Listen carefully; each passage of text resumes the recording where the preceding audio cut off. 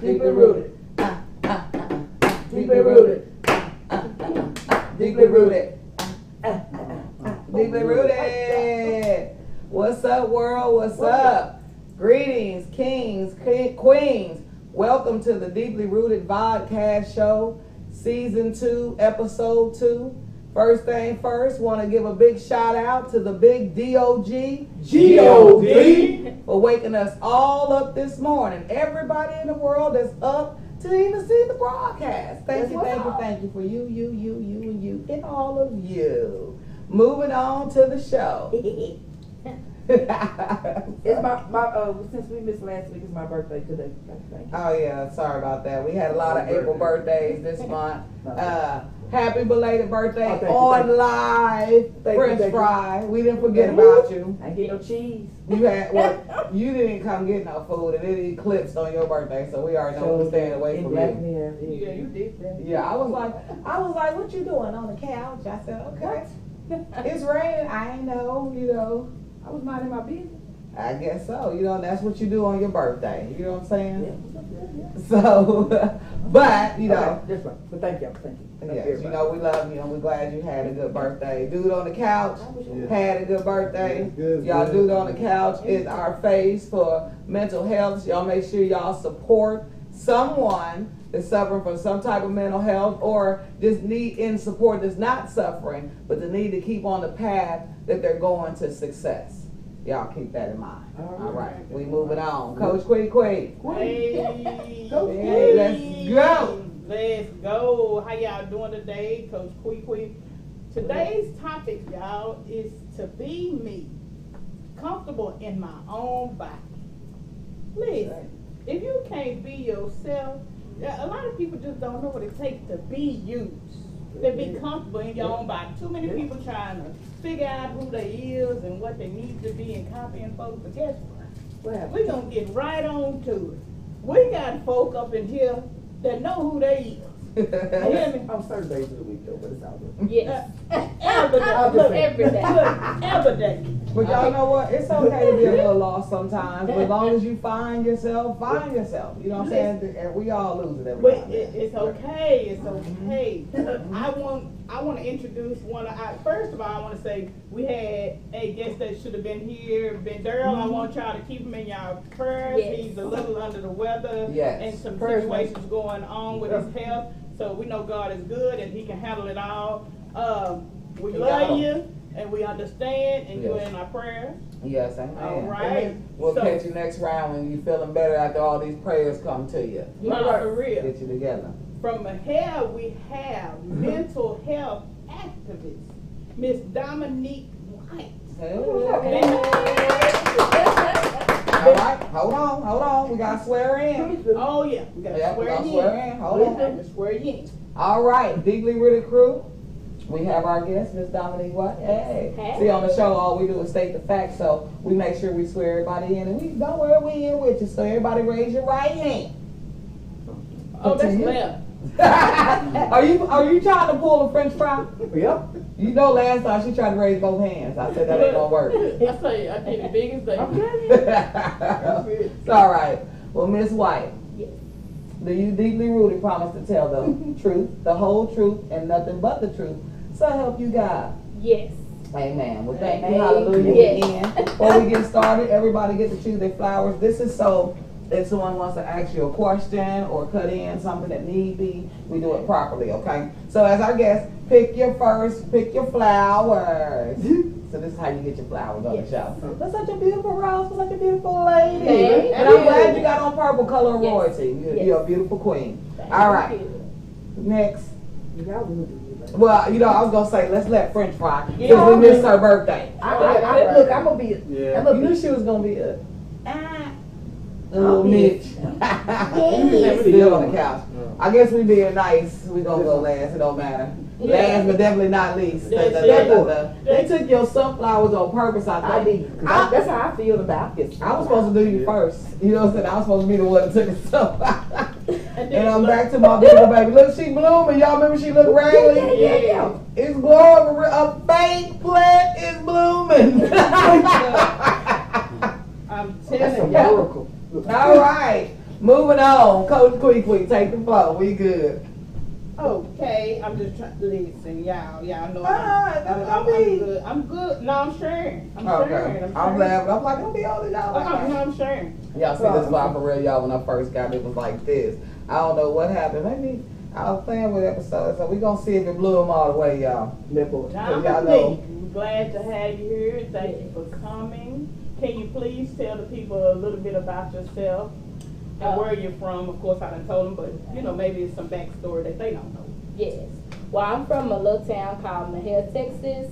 My backstory, I've been dealing with mental illness since 2004. And what I really want to put on the front line is you never look like what you go through. Because if I didn't even say it, you wouldn't assume.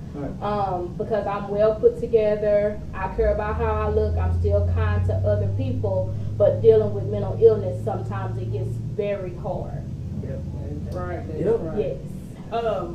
Can you tell us how you first been?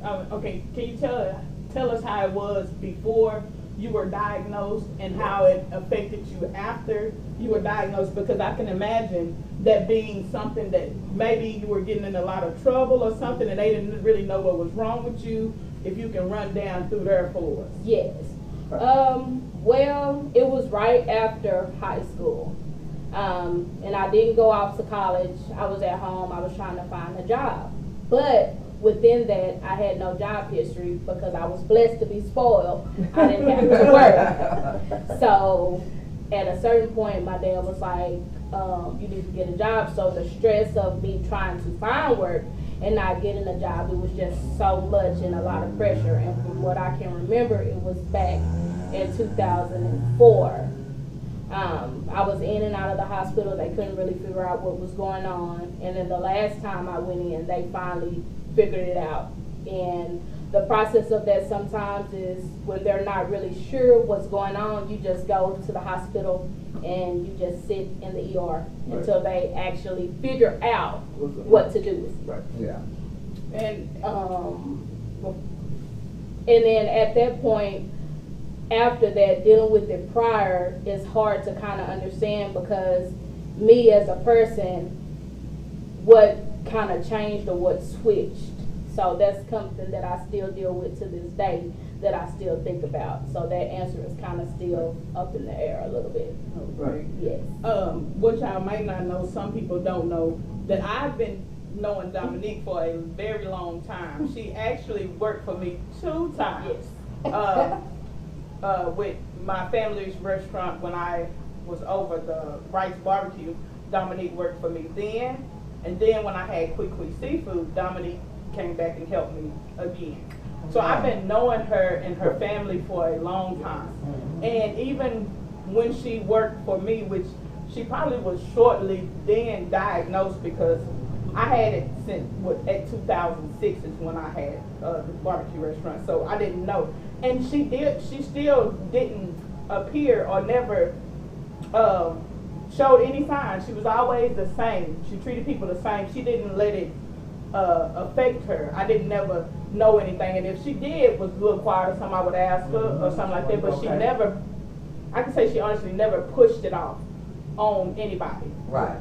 So with that being said, how did it affect you in your working history, like jobs and stuff? Did you ever I'm just talking about did you ever have mental breaks or anything just from the stress of jobs and stuff? Yes, I've had those happen several times to where I'll start off good and then I'll notice that I have triggers that to me I feel like sometimes are being done on purpose when some people kind of know my history. So sometimes within that I either have to take days off or I have to go sit in my car because I can sense it and it makes me uneasy, and I try to keep myself from getting to that level of upset or feeling like I want to express how I'm feeling, but sometimes in certain situations I'll be upset and it won't come across good. So I have gotten to the point to where sometimes I have lost jobs because I can't get a handle on it.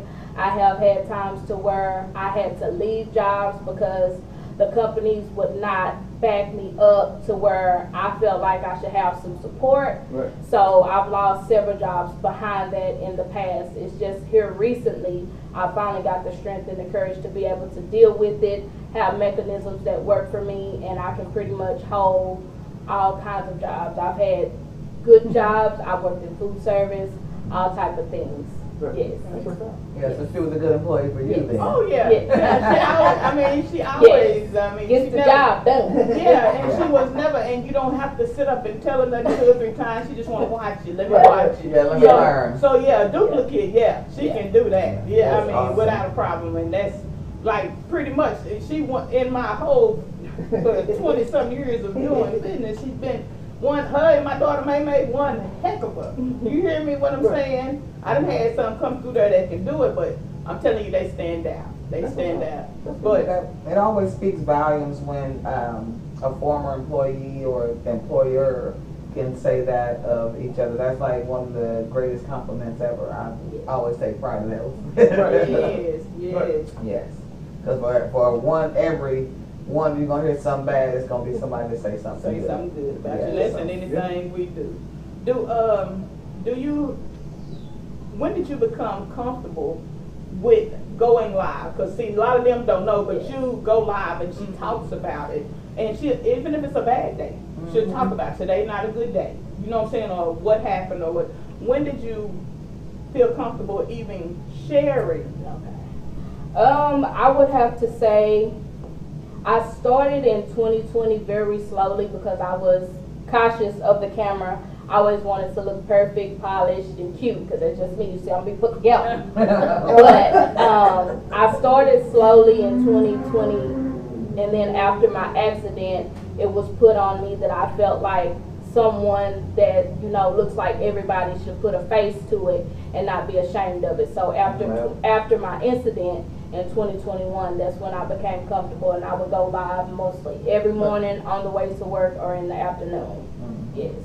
And when you said you had an accident, I'm just imagining with the accident being as traumatic as it was, didn't that give you some kind of, I don't know if there would be a, what, okay, and I don't even know what to say, so I have to ask you, what is it called when you have, is it called an episode? Yes, What do a manic episode. A manic episode. So did that give you something, not being able to care for yourself and stuff? Did you get frustrated? Yes, I did. I had the days where I was kind of upset with everything else that I have to deal with. Now I have to deal with this. But within, trying to make sure I get back to somewhat of my normal self, I had to push myself and not let it overtake me because I didn't want to go down with my mental illness, and I was already down because it would have made it 10 times worse. Right. So yes, it did affect me that way. I still to this day have hard times about it when I sit and think about it, but I survived, so I'm better for it. Right. Yes. Amen. Yes. How does your family, how do they see the growth in you from then and now? Yes.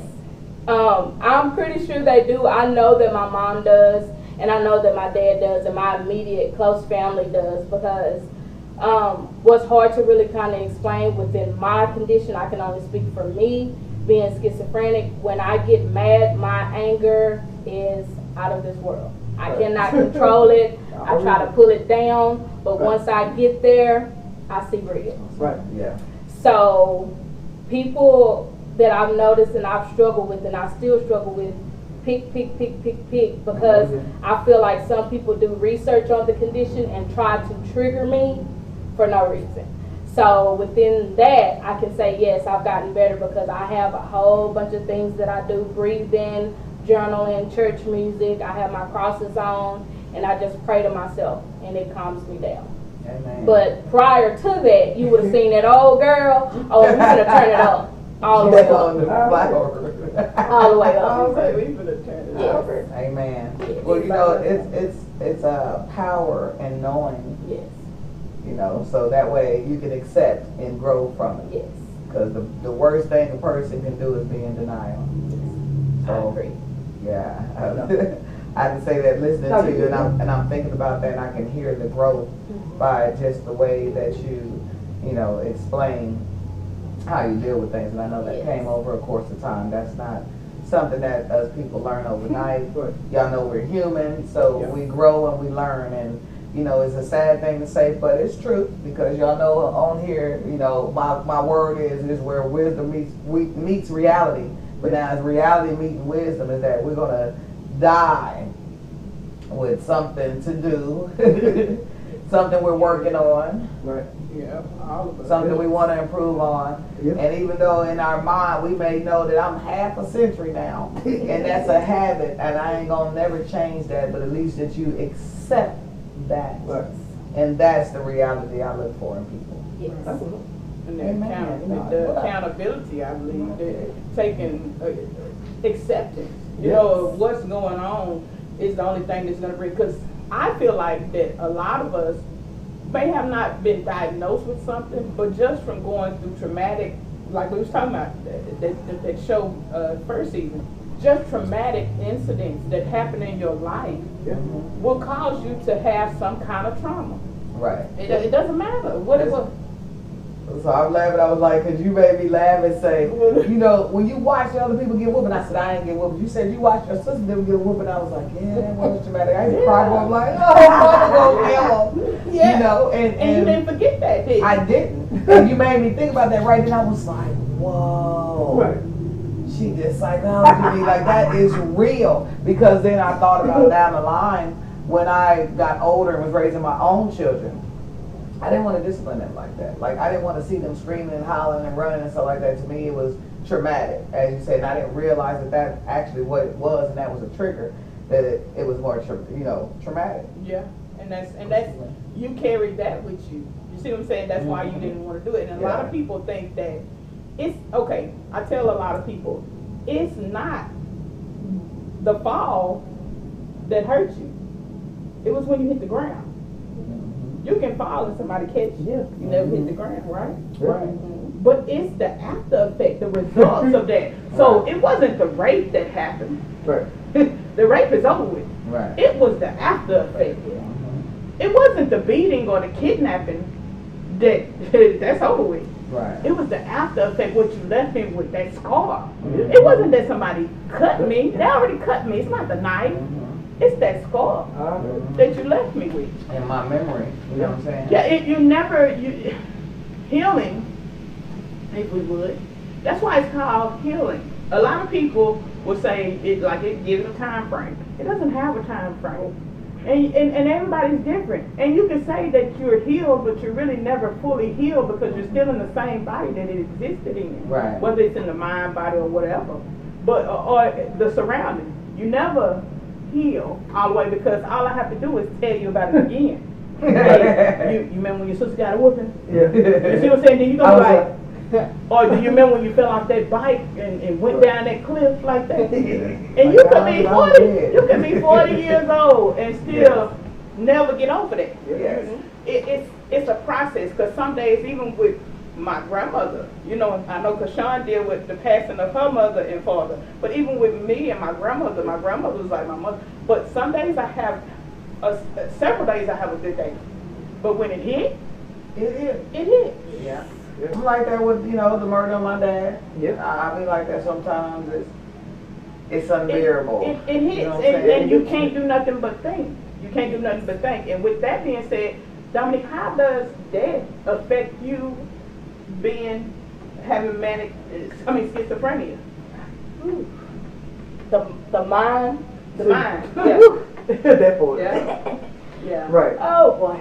That one right there is really hard. When we're going through something or we're having a manic episode, whatever we feel like our trigger is, it plays over and over and over in our head non-stop till the day we get up till we go to sleep, and then it wakes us back up to think about the same thing. That's one of the main things that's really, really hard to battle with. That's why I try to keep myself out of stressful situations if I can. And then the only other mechanisms that I normally do is I started journaling, or I'm going to call 3 people, my mom, my dad, or my best friend.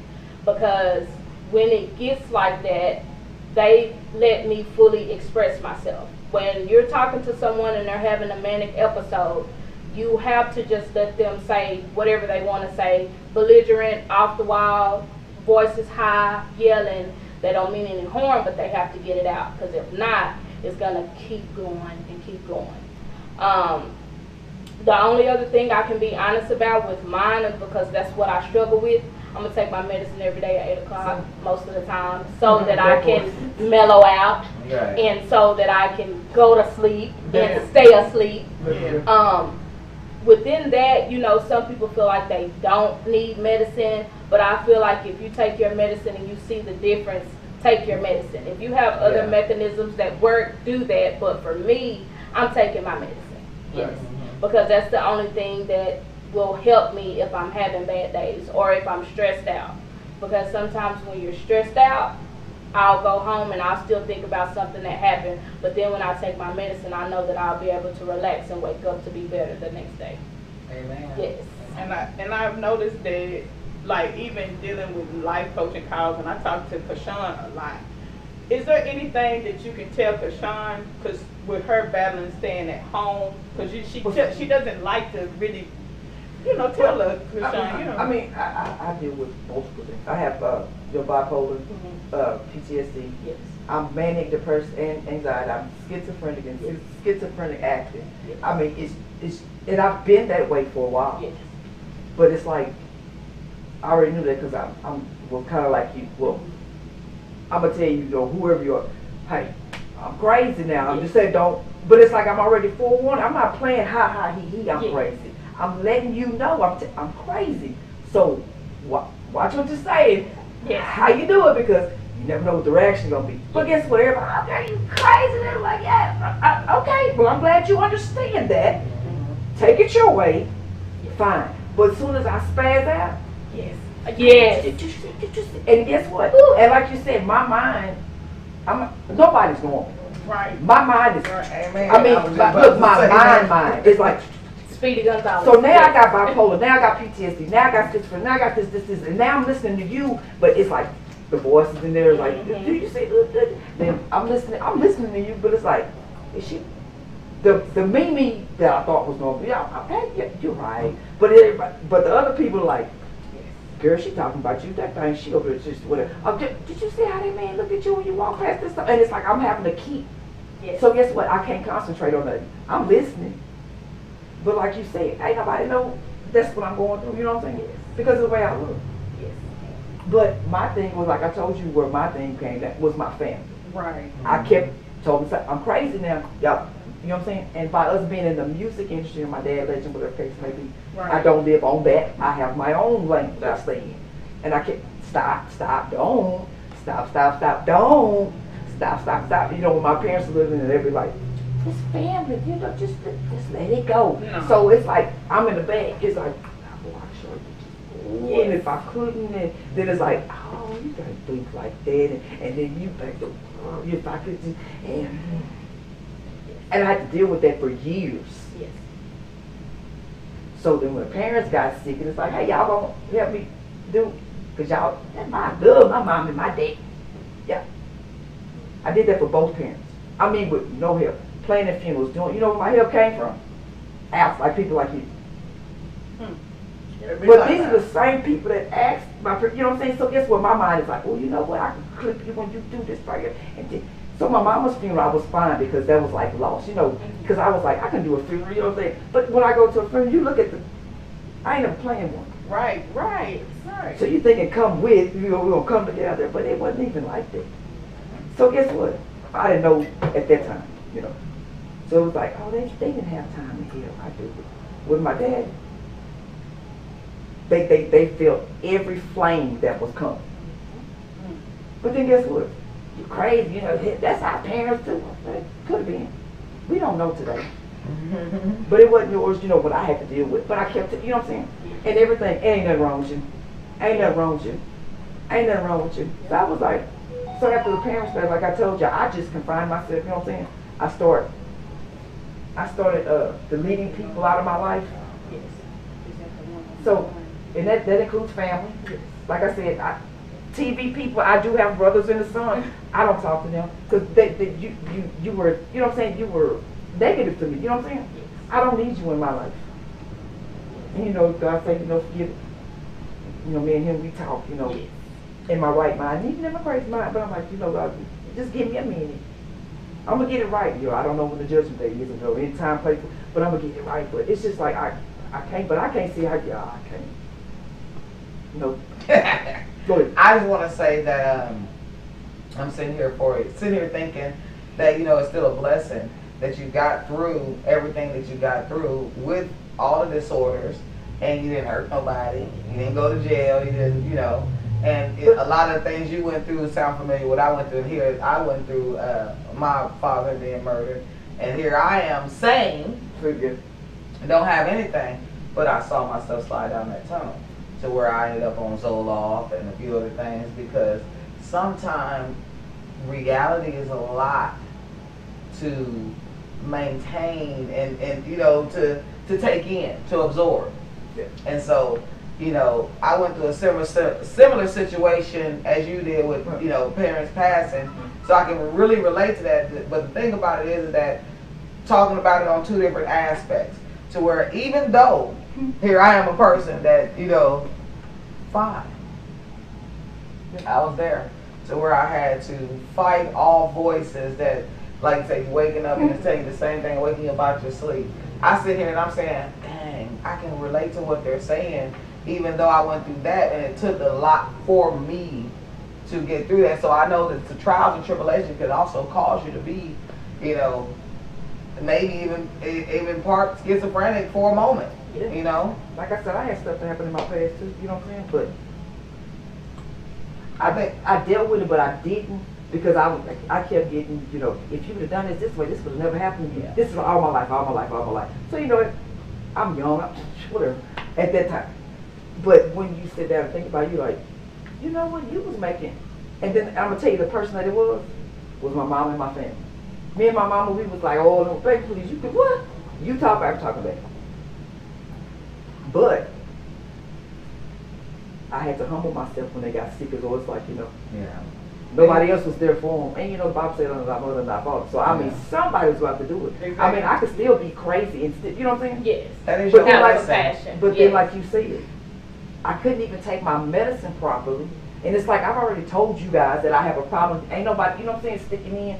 You know, to where you know, what about that girl if she could hurt mom and dad? Which I wouldn't. Well, I don't know that. Which I wouldn't. You know what I'm saying? But ain't nobody that it was just self. And you know, with them. Sometimes I couldn't even take my medicine because, well, they both had Alzheimer's and dementia. I had to be up. So, me, well, that was my excuse. Oh, I ain't got to take my medicine today because they're going to be up all night. Well, I ain't got to put that in me. Hey, mom, dad, how y'all doing? So, what? But my mind, Yes. you know what I'm saying? And then them having Alzheimer's in a minute, you know, they'll flip out in a minute. You like, oh. Go ahead. Everything happens for a reason, and maybe in life that's exactly where who God needed you to be, to take care of your parents. But then God made it a reason for you two to be a blessing in my life too. You know what I'm Yes, saying? everything happens for a reason. Because one thing you said you grew up and you went through that your whole life. Here I am, a person that had a great childhood, never raped, molested, abused, none of that stuff. It happened to me as an adult to realize how real the world was. Yeah. A lot of people, like, I went to shelter, like I was homeschooled and then I went out there and I seen the bullies. I would go home and cry, Mama, that's because you're nice. You did. So I had to learn it in a reverse sense. You understand what I'm saying? Right. To where that can drive a person crazy. Because you see they're thinking, I'm kind to this person. I'm nice to this person. I share with this person. I give to this person. I love this person. So it was harder on me to see how harsh, not the world is, but the people in the world was. And I suffered a mental breakdown from that. Well, like I said, to me, it's not even the people. It's like, you know, everybody, oh, it's your family. It's family. People, Man. they're human beings. They'll be the first one. I would say, And I forgive them because they're human, so we all make mistakes. I would say this, as a black culture, I'm gonna say the black culture, we put off a lot, and it was generationally put off. You know what I'm saying? We don't believe in going to therapy. We don't believe in seeking help. We wanna sweep everything under the rug and don't talk about this. Don't talk about Stop that. doing that. Y'all need to shame yourself. You know what I'm saying? Everybody wants to keep everything a secret.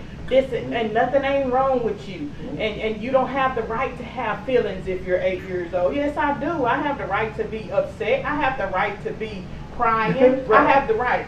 I want to just say that reminds me, like, you know, my mom, she wouldn't let us spend a night at a lot of people's house. She didn't tell us, but it was because of what she experienced as a child. Right. Like you say. And so, therefore, that took away the thing of nobody not had to tell. You know what I'm saying? Don't tell nobody, because she didn't even allow it to even happen to us. Thank you, Mama. I appreciate you. I love Thank you, Mama. so much for that. And you have to watch your children around other children. I keep telling people that That some too. kids are exposed to more than others. You have some kids that are 9 years old, 11 years old, having sex or watching pornography and stuff. And if your kids are not used to that, or you just got to be careful anyway. Because guess what? As hard as it is for me to say, and as sad as it is for me to say, there are still people in the black community, and I'm speaking for black families and stuff. We always against each other anyway, everybody, all the black community. They don't want to see this one do that. But I'm going to say this. There is still some sick people in our families that you're still letting Uncle Joe and them walk around these little young kids, and y'all know he touched children, or you know Amy don't mind about messing with the little cousins, or you know this little, that's what I'm saying. And then you got people that are covering for these people. Right. You know what I'm saying? So that's got to stop. That's the biggest problem. And then you don't want to go to nobody, because black people, we do not have confidential conversations. No. You go tell grandma something, by the time you get home, ain't everybody calling you and asking you. And then some had people mad, why you say that about your uncle? Why you say that? Because he did touch me. Don't you say that no more. And you don't need to be telling nobody that. Everybody know Uncle Joe is sick. Yes. But you want to push it under the rug. And then we end up with situations where they can't come to you. You as a child, you scared to talk. You shouldn't be scared. My kids have never been scared to talk to me. Never been afraid to ask me a question or tell me what's going on, because I'm going to listen, and I always know that they do have an opinion and a voice, because I don't want you to shut me up. I didn't want to be shut up when I was little, but they never asked you. I asked my kids how, you know, they used to tell you, have you ever heard anything like this? Like, then they tell y'all when they whoop, well, you didn't get a whooping. Let me exclude you. I will watch. But hear what they was being told. But when you was getting a whooping, have you ever, does it make any sense to whoop a child and say, you better hush? That right there was a dead giveaway that something is wrong with our generation. That generation right there, something is wrong with it. Now, I want to go further on the part where you spoke about where people are afraid to talk to people within the black community because they're going to brush it under the rug. Oh, ain't nothing wrong with you. You're just going through a phase. Until you get to the point to where you realize yourself first that you need help, you will have to have a team behind you that sees the change in you, that is willing to help you, whether it's friends, family, or associates. If you were to confide in someone and say, I feel like something is off, or if I'm having a manic day, or I feel like I need to talk to one, your support system that you choose has to be down for you. You have to have those people to where, okay, Dominique acting real shifty right now. I think we might need to call 911. We may need to call the police and, you know, get her on watch and stuff like that. I've had that happen to me twice. The first time, I was real upset about it, but I knew that I was going down because I've experienced this 3 times in my life. So I knew it was coming. Bags already packed. I mean, fully packed. I had my bag packed, personables, clothes, because I already knew. So I was like working behind my back. I was still a little mad because I was going in and out of my normal self. So calls were placed. They showed up. I said, okay, this is what we finna do today. Oh, I was mad. Oh, I retched up. They called my best friend. I came to check on you. Then next day, the other people showed up. I said, oh. They come to get you. They're coming to get me. Then after that, they come up. I said, okay, how I'm going to play this today? I'm going to be honest with you. I was finna run. That first time, I was finna run. My friend knew it. She said, don't let out that door. Because I was finna break. So when I looked at my mama and my mama looked at me, and we was talking to each other without talking to each other, I said, go ahead and put me in there. I look at him, I wave, going to the hospital. The way that works, which is kind of some of the hardest part, is once you get to wherever your local hospital is, if that's how they do it. Mostly in smaller towns they do, because we don't have facilities at that moment. You will sit in that hospital, max I said 3 days, in the ICU trauma room for 3 days.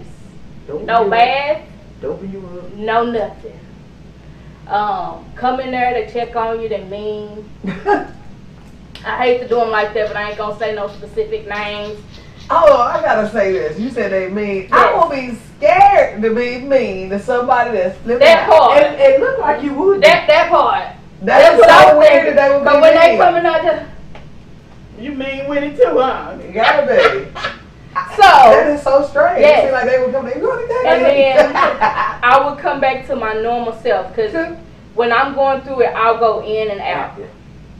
So when they come in there, I'll be mean. I say, I'm gonna give you what you want. And then I will come back to myself. They go outside. They talking about you like a dog.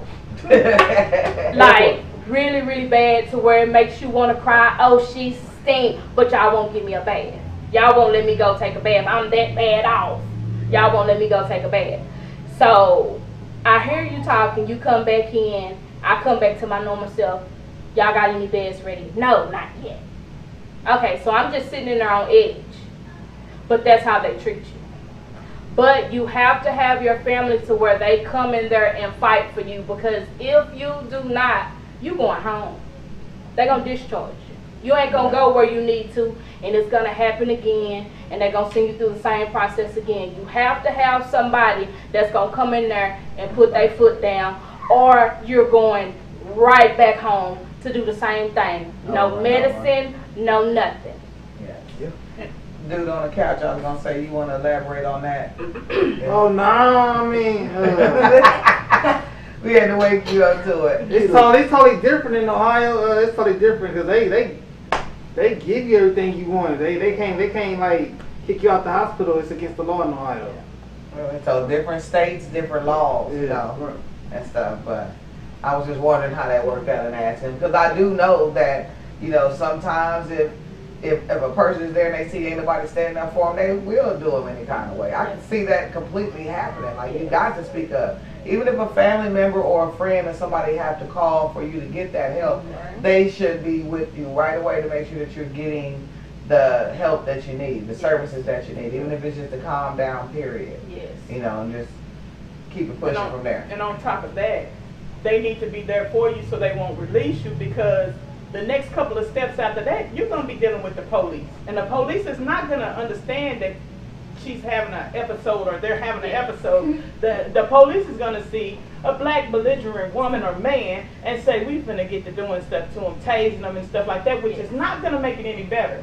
So you have to stay on top of that, because they're not going to see, that's the last thing that they're going to see from us is a mental illness. That's just another crazy Negro. Yes. You know what I'm saying? And that's what they like to do. You know what I'm saying? Every now and then you get a good officer or somebody can kind of see it, because some people are trained, like, you know, yourself, myself, we can kind of tell, okay, this person, you But know, some of them will see it and still want and it. still do it, yeah. I was actually blessed both times that I came out. One time it was the same guy, and then the other time it was other people, but they were always nice to me, and I think that they knew, because it was the same person and it was such a close time span, they knew, and I always got treated with the utmost respect. Now, another part that I do want to elaborate on the back end of that is when you do get there and you finally get your bed, which I was always run to Waco because it was the closest, and that's what my parents preferred if they had to get to me. Right.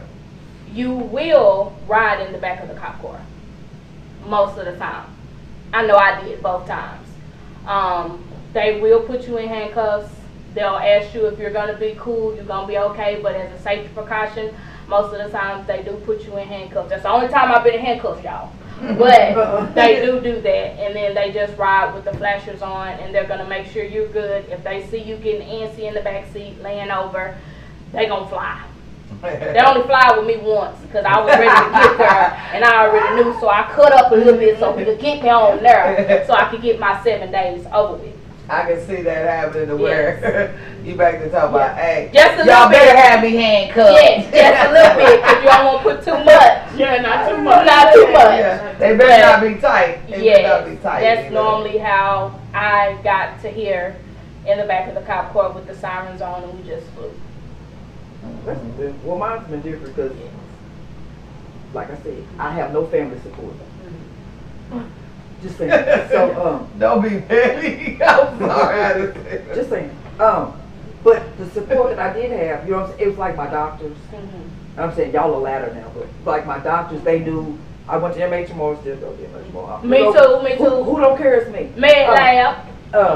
Because that's the way I am. Because everybody's like, you don't even look. You go. I said, baby, who go to MH tomorrow? I go every Thursday and I get this medicine. I have 2 big packs when I leave. And guess what? I'm like Pac-Man. What?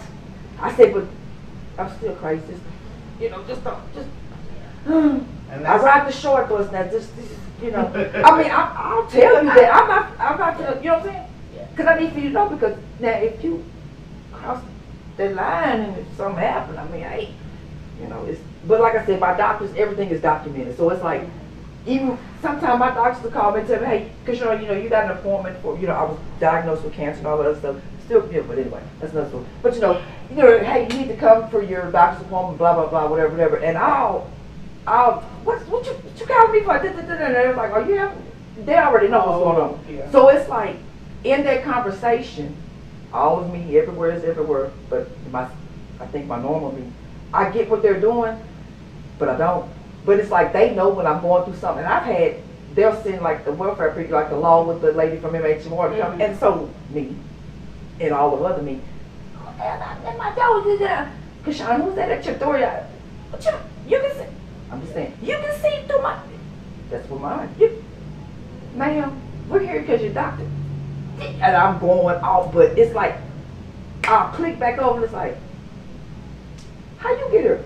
They love me. Wait a minute. How you? And it's like, it'll come together, not like real fast, but it's like, Peace back. what me? I'll be laughing, after I get up, and I'm laughing, I'm like, girl, I'm crazy, for real. But that's me talking, you know what I'm saying? But it's rough. It's rough. It's rough. Do you have, you had tissue was good?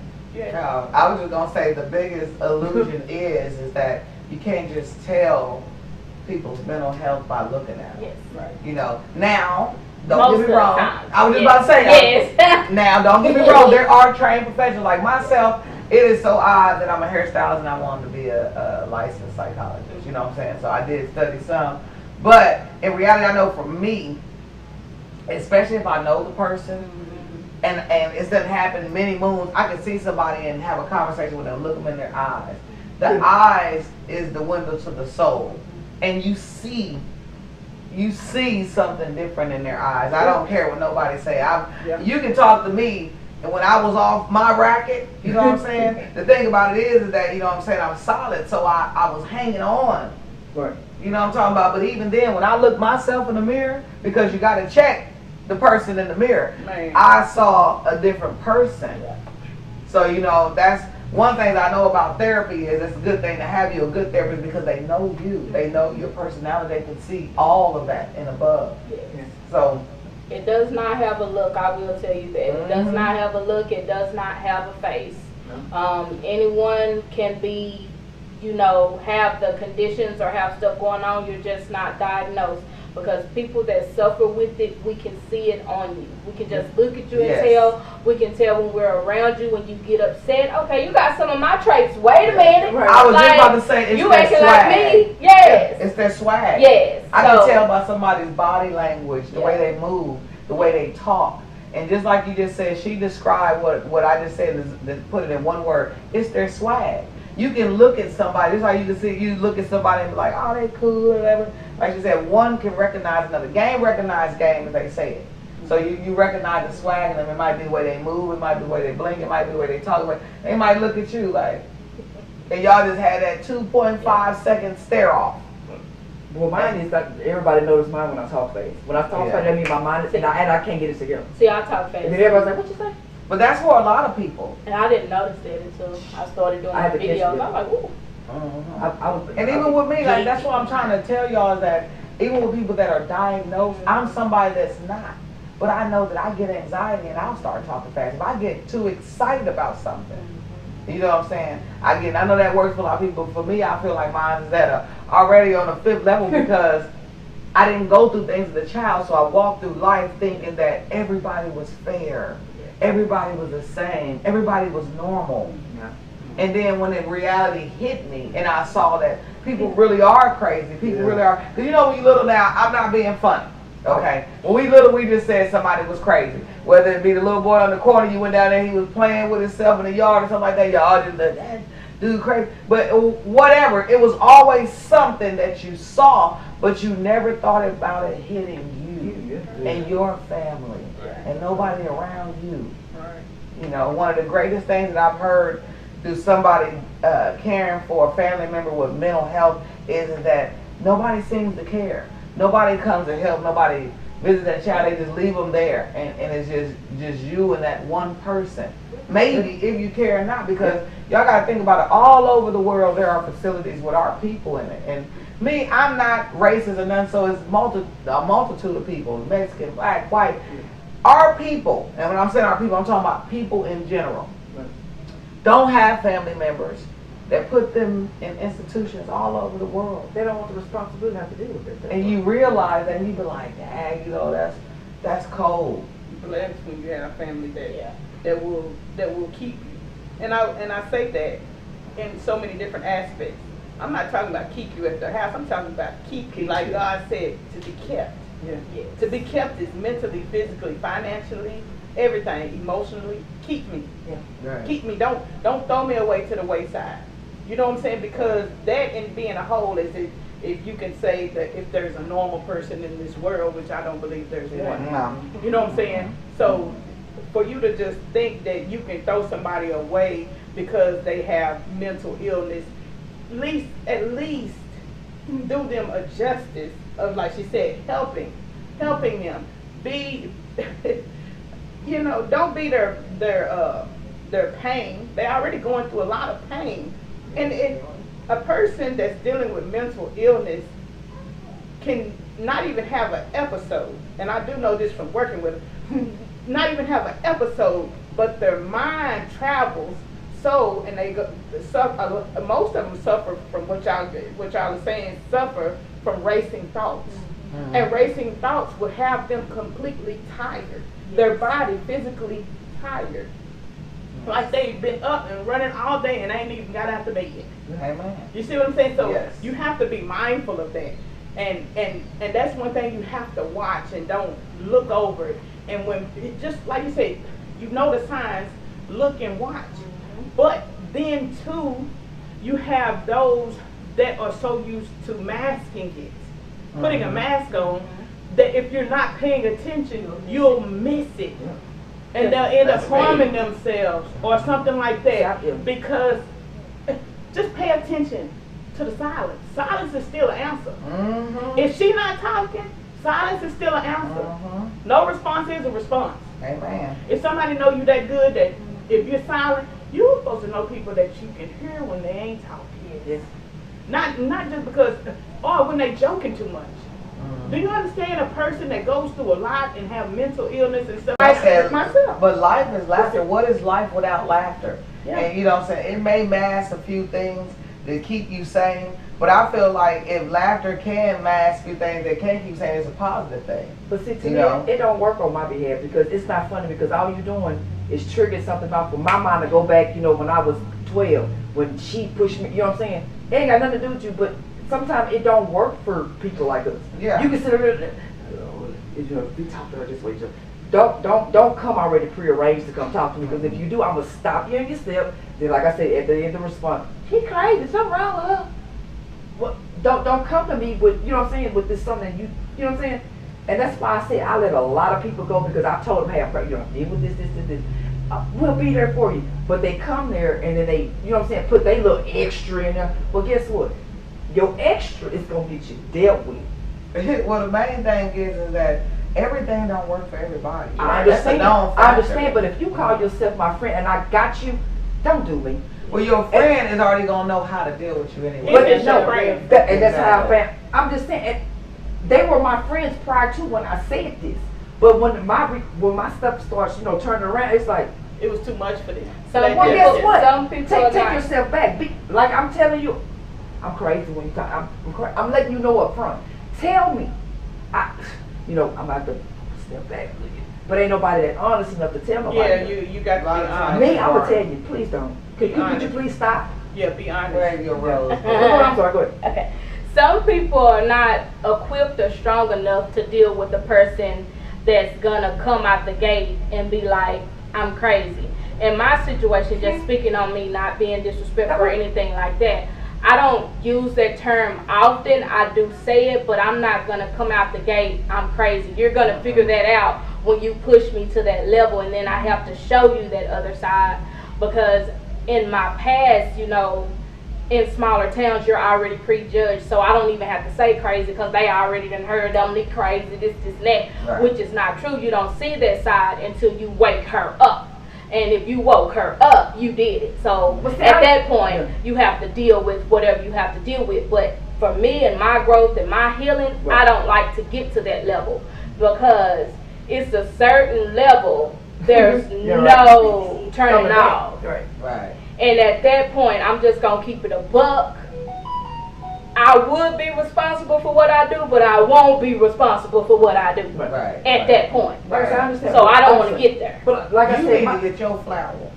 I've been having my flowers right here. It's on the But- table. But yes, I'm just I saying, understand. like I said, I what understand where you you're coming mean. from, but it's like me, in my right mind, I'm letting you know. I'm probably, you know what I'm saying? Because I don't want it to be like, hey, my name is, and years down the line or whatever, and then if you do something, I trigger out. Ooh. No, I told you from the gate, this is what this is. But let me that's- say this.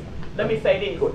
That might be a trigger without you even knowing it's a trigger. Amen. I I'm was just sitting about up to here say listening that. at you talk Mhm. because I believe that I'm just feeling you out. No, I'm gonna say what I need to say I know. because that might be a trigger for you and you don't even know that it's a trigger, but you're so used to people prejudging you and treating you bad and stepping all over you that you are going to go ahead and say, I'm crazy, I'm crazy, I'm crazy, I'm crazy. But do you not know that that is a trigger? Because if I turn around and tell you, you're crazy. I'm a lady. No. You might say, this girl hears something else. You might say that you're going to laugh, but that triggers you to hear. That's just like somebody telling me, I'm fat, you're fat, you're fat. If I was fat, or whatever, I done gained weight, then I'm going to be like, God, I know I'm fat. But my thing is this. Maybe you should pull away from saying that so much so you won't own it. Amen. And so that God can hear you. Hold up, let me talk. So he can sicken you. Let him heal you. You can't keep taking ownership of a spirit that needs to be gone. Yes. Amen. You see what I'm saying? So that's what I'm telling you. Don't even tell them you crazy. If they got to figure it out on their own, let them do that, because I don't like that, because it's me. I don't like to hear you even say it, because I'm keeping it a buck with you, because I love you. But I don't like to hear you say it because it triggers me to say, no, she's not crazy, she's just hurt, she needs healing, she was traumatized, because I don't want nobody to look at you like, some people will say crazy people and try to put them into a little box. And no, you're not going to mistreat her or treat her any kind of way because, I just think I'm going to trigger Kashawn and make her do this and make you end up in jail or make it a fun thing to say, no, you don't own that. Don't own it. Don't babysit that word. Don't keep it with that. We're not carrying nothing around. It's just like somebody walking up to you and say, you're an N-word. You know what I'm saying? You don't want to hear that, do you? No. Because guess what? Fight go with that. So stop taking ownership of that and stop telling them people because they want to. Some people get a thrill out of you being hurt. But I understand that. But it's like I tell people that I know that, you know what I'm saying, I'm letting you. Certain people I don't tell that to because they already know, and I didn't have to tell them that I was, you know what I'm saying. But it's some people, like I said, these friends, and or you know what I'm saying, that I have to forewarn them. I'm letting you know. Because I don't want to get to the point to where I'm taking it because I'm already building up stuff. Right. So when I start flashing or we get up in the fight or something, you know what I'm saying? It's going to be too late because we don't know who's going to survive it. Right. But I only tell that too because I know the people who finna try to cross me. Because I already know what your motive is. Right. Even though I know I'm crazy. You know what I'm saying? I'm just letting you know. To me, to elaborate, Go ahead. and I gotta So speak teach my me truth something, on teach me this. something. For me to elaborate on crazy, I don't like it. I don't like to be, hey, crazy, what you doing? Hey, crazy girl. I don't like any of that.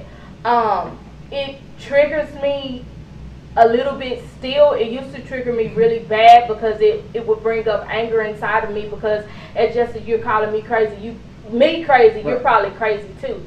So I do not like that word or the other word that starts with the R. I don't like to have those words associated with mental illness. It's not right. It's really derogatory. It's ugly. And it brings up emotions that we are already trying to control. Right. So when you use that term so loosely, because I've experienced in the past, oh, something didn't go your way, don't worry about her, she crazy. Yeah, don't do that. So that to me, I don't like it. I won't address it often because whatever you say back to me after that is normally probably gonna go a little left, and then I'm gonna have to pull myself back straight because you started with that, and then you be like, oh, she really is crazy. Oh, I'm straight now, so I don't like it. All right. Yeah. What I want to say is, first of all, I agree with you 100%. I'm 46 years old, and throughout my duration of life, all the people that are really crazy that I've known, especially in my family, friends, whatever, they don't walk around saying they're crazy. It's the one, they try to act normal. But you know what I do know is a sane person, y'all hear me, a sane person can act crazy, but a crazy person can't act sane. And so what I've seen is the people that are naturally crazy, you know, I've had beauty shops where people that bums walk on the street and then they come talking, hey, how you doing? And you can be talking to them, and then, you know, like you say, it's in their eyes, their body language, stuff like that. Those be the one that be crazy. Like, I'm gonna just say this because it's funny, but I knew he was crazy. I told a guy one time, he came to the salon and he asked me for something, and I said no. And so and I knew he was crazy. But see, even with people that are actually crazy, because I don't call people crazy. When they do crazy, I'm like, man, that nigga crazy. You might think like that when they do something. And so I told him no, because, you know, in reality, everybody want to be treated the same. Right. Like you said, nobody don't like that word. So I told him, I said no. And he left, but he threw dirty socks in front of the salon. So he was upset. Right. Yeah. See, but I already knew because I saw it in his body language and his eyes that something wasn't there. I couldn't just say he was crazy or whatever. But I knew it, so when he threw the dirty socks in front of the salon like that, I was like, man, that man crazy. I was right. I'm glad I just was like, nah, I'm good. I ain't got it today. But see, even with dealing with somebody with issues, like you said, you can either push buttons or not be pushed, because in reality, no matter whether they this person or that person, they still is dealing with some type of level of sense of communication. Right. You see what I'm saying? So that I recognize. So no matter if you're dealing with Dominique, and Dominique got 3 personalities jumping out right now, every last one of them is going to have a sense of reality that they're going to be speaking with you. And I don't care if she click in between sentences. If I catch on what the other talking about, is she still expected me to be on this note of the conversation with her. So I do get that. So I'm just used to when I see people that are in reality crazy, because I've been on Waco Drive, y'all, and I've had a food truck, and I've been here late night coming from my food truck to the shop. And one day I seen the dude, a Caucasian guy, walking down Waco Drive. He was butt naked, and he was in the sheet. And I just was sitting there like, okay. I didn't run or nothing. He looked at me, I looked at him, and I ain't gonna lie, you know, one of my employees was there with me. They was like, hey, he back, and I laughed. But in 2.5 seconds, y'all, the police and the paramedics, and I watched though to make sure that he was handled properly. Cause see, he was cussing everybody else out. But I didn't say that. I just looked and was like, man, you better get out the street when you get hit. He looked like they better not hit me while I'm naked. And I didn't laugh, but we looked at it. We had that contact, but still at the same time, even in the end, when they tased him and got him in that little truck, he looked at me.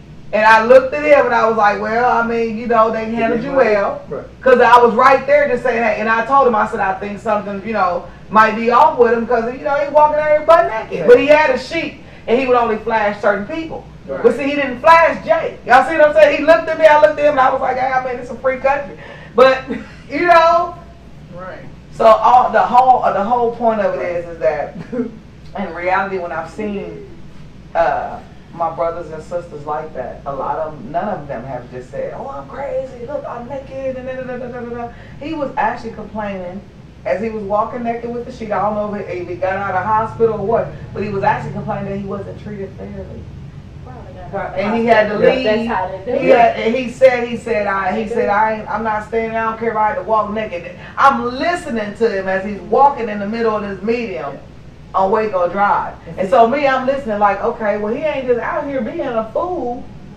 Somebody pissed him off. And like you said, you're a good person, because some people don't listen to our type of, you know what I'm saying? No, and you know what I'm saying? Try to read between the lines. They quick to judge. I And ain't like I said, and then that, you know what I'm saying? That adds more to our plate, and it's just like, then we looking at you like, really? You know? Yeah. So. I didn't answer. Well, I didn't answer, but when sorry, y'all, I don't mean to be funny. I didn't answer, but when they jumped him, and they didn't jump him bad, cause like he was about to run. And that's what I was thinking about this. I was like, I gotta tell this story because he was about to run. He jumped the shit. He was about to run. I told y'all. He looked at me. I looked at him, and I was like, "Don't do it." I was sitting there by the food truck, and I was looking like, "Don't do it. Don't do it." No, he didn't run. Oh, okay. He didn't run. He didn't run. They went ahead and wrapped him in the sheet. And then I think he said, "Don't be handling me rough like that." And then they said it to him a couple times. They ended up having to tase him. But I said, "Don't fight." And I told him, I was just standing behind the tree. I was at the food truck, but when it all happened, I stood up and I was like, "Oh," because I'm not knowing what's about to happen. Right. I looked up, it was 4 police cars coming this way and 2 paramedics that way. Yeah. And so I'm not knowing what's about to shoot happen. I don't know if he got something in the sheet. I don't know, because I'm not knowing what's wrong with him. Right. All I'm knowing is that something is wrong, because you're on Waco Drive in the sheet. Yeah. You know what I'm saying?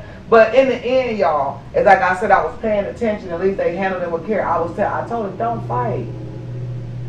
Don't fight. Just tell them what they did to you. Because, everybody was out there by the time. But they wanted to, clean it up, move real wrong fast, y'all. Yeah. So I say this to the world, y'all. If y'all see somebody suffering from mental illness, try to help and find out what's going on instead of just looking and laughing and taking pictures. Like I didn't pull out no camera or nothing. Right. And y'all, that was crazy. You know what I'm saying? I didn't do anything, but I was too busy trying to make sure it was handled and stuff like that. So, look out for somebody who can. Even if you're not a trained eye, you suspect it, handle a situation with care. Because again, one of the lessons I learned from Coach Kwee the first time she was on the show is that you treat everybody with kindness because you never know what people are going through. Right. Okay. And I just would like to say, to sum it up, mental illness is real, and it is approaching any and every generation that's coming up. It is in our generation now. Seek help. Don't be afraid to seek help. Take your medicine. Find you a support group, and just be fair and be kind to everybody. When I say be fair in judgment. Stop judging people, because God said, "Judge not, lest you be judged." So don't put that on nobody. They're already going through enough. All of us are. I would like to thank Dominique for being with us here today. We praying for you, girl. And we're going to have the ending words by you. Just can you encourage somebody that's going through and the steps that you took to, encourage them to step out and tell somebody. Get on that healthy path like you are. To me, I would say the first stage is not being in denial. And then the second stage is getting a team of support that's really going to support you and have your back. And then 3, being okay with being talked about, laughed at, judged, because I will tell you firsthand, coming from me, it will help you heal. I'm to the point in my life to where I don't care what you say about me, you can talk about me, all that kind of stuff, but I know that if I put my face on the forefront, I'm helping people whether they realize it or not, whether they want to take it in or not. Somebody is going to see my story and be like, "Oh, she make it look good, she's not ashamed." Right. And give them the strength and the courage to get the help that they need or help a loved one. Because we have to get a handle on it, because it is getting worse and it's getting to where it's going to attack the younger generation as well earlier than it really should if you look at statistics. So within that, I would just say, if you notice something is off, be aware, watch your friends, kind words, and if you don't have anything nice to say, don't say anything at all. But spread love and not hate. Amen. Amen. All right. Well, that wraps us up tonight, y'all. We've had a good time. Yes. I want to tell y'all that go out and help somebody today. Hug somebody today. If you get a chance, go by a nursing facility, a rehabilitation place, and find somebody to support. They'll love to hear somebody read to them, just to go in and share life experiences, what they got going on, anything. You know, if you can't find time to support somebody with mental health today. With that being said, y'all stay connected and deeply rooted. Deeply rooted. Deeply rooted. Deeply rooted. Deeply rooted. Deeply rooted. Deeply rooted. Deeply rooted. Deeply rooted.